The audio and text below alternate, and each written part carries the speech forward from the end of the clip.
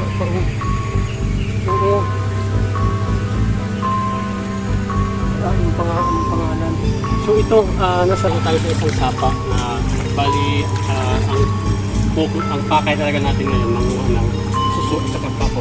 Tapos meron naka-alo ng pansin ko, yung lugar na to parang mayroong kakaiba, parang may mga krus-krus na saka pup-pup. Parang ano siya, parang abandonadong cementerio, parang ano ba, hindi mo paliwanag, pero oh, ay oo, kasi kung cementerio to, kung malinis may mga malinis, nasaan yung cross kung cementerio, pero mapapansin nyo naman may mga alay tulad nito, may candy. Walang palatandaan na may nakalibing, pero bakit ganito? Sing pa tayo sa iba ha. Grabe no, alam mo yung maano sa isang lugar, magugulog ka na lang yung naglalakad ka tapos bigla ka may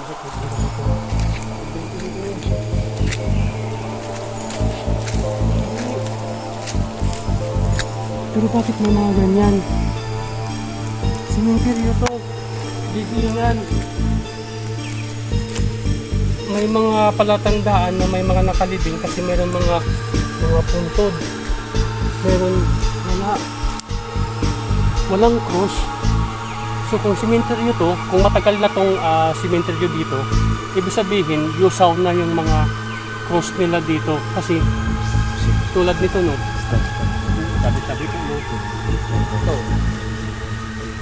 Isang puntod siya, meron pang alay o meron pang alak dito. Pero walang cross. Yung cross yung hinahanap ko. Dito rin sa tabi. Meron din dito. Isa, meron din dito sa kabila.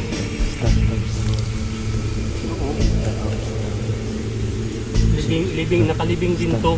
Sobrang tagal na panigurado kasi makikita nyo nilulumot na yung ibabaw ng puntod. Asan pa ba ito natin dito? Masukal na siya.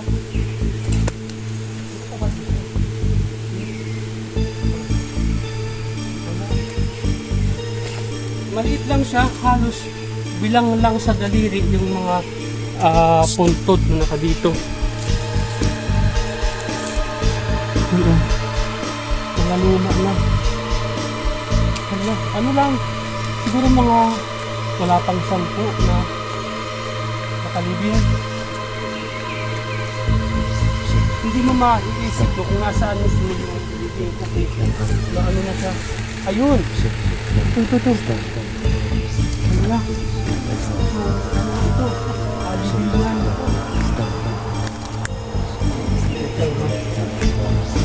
Libingan nga kasi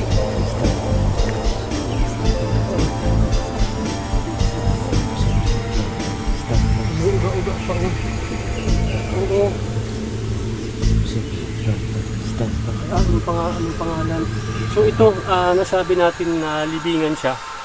Lumang cementerio or abandonadong cementerio kasi nabubulok na yung mga cross o wala ka nang makikitang palatandaan na libingan ito.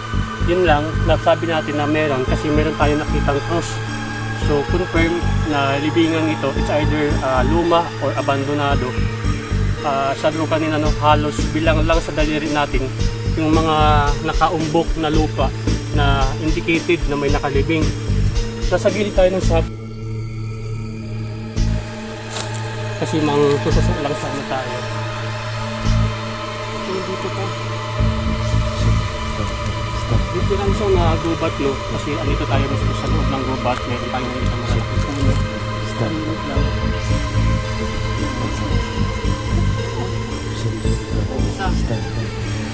Isang ano dito, isang puntod, isa,